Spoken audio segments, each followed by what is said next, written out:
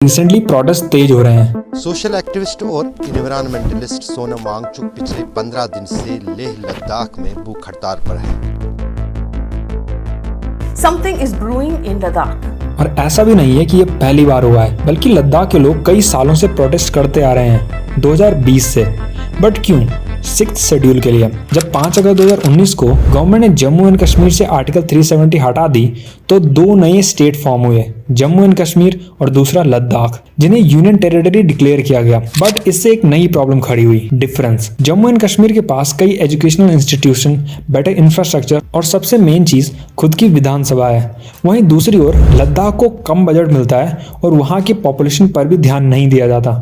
और सबसे बड़ी प्रॉब्लम, लद्दाख के पास कोई विधानसभा नहीं है, जो उनके लिए सिटीजन्स और गवर्नमेंट के बीच बैरियर यानी दीवार बना देता है। वो खुद की गवर्नमेंट नहीं चुन सकते क्योंकि विधानसभा नहीं है, और ऊपर से जिस लोकसभा में वो वोटिंग कर सकते हैं वहां पर भी पूरी टेरिटरी से सिर्फ एक ही एमपी है। तो ऐसे में लद्दाख के लोगों की डिमांड है कि उन्हें 6th शेड्यूल में डाला जाए। कॉन्स्टिट्यूशन का 6th शेड्यूल उन रीजन्स को प्रोटेक्ट करता है जहां ट्राइबल पॉपुलेशन काफ़ी है, और लद्दाख में लगभग 97% पॉपुलेशन ट्राइबल है। ये 6th शेड्यूल यहाँ के लोगों को स्पेशल पावर्स देता है जिससे वो अपने लिए लैंड्स, एग्रीकल्चर जैसी चीज़ों के लिए खुद लॉस बना सकते हैं। और लद्दाख के लोग 6th शेड्यूल इसलिए भी चाहते हैं ताकि वो अपनी ARCs और ADCs यानी ऑटोनोमस रीजनल काउंसिल्स और ऑटोनोमस डिस्ट्रिक्ट काउंसिल बना सकें और अपने लोगों के आधार पर खुद ही लॉस बना सकें और फैसले ले सकें, ताकि लद्दाख के लोगों की डेमोक्रेसी बनी रहे और उनके लिए वही लीडर्स फैसले लें जिन्हें वो लोकल गवर्नमेंट्स के रूप में चुन सकें। और इसके साथ में ही लोगों की डिमांड है कि 2 MPs जो पार्लियामेंट में लद्दाख के होने ही चाहिए। वैसे हैरानी की बात यह है, 2019 के चुनाव में बीजेपी ने अपने मैनिफेस्टो में लद्दाख को 6th शेड्यूल बनाने का प्रॉमिस भी किया था।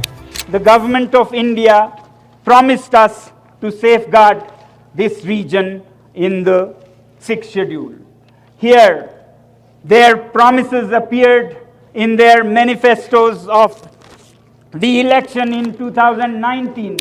सरकार बनने के बाद वो आज तक पूरा नहीं हो पाया। बट ये बात सिर्फ पर्सनल राइट्स की नहीं है।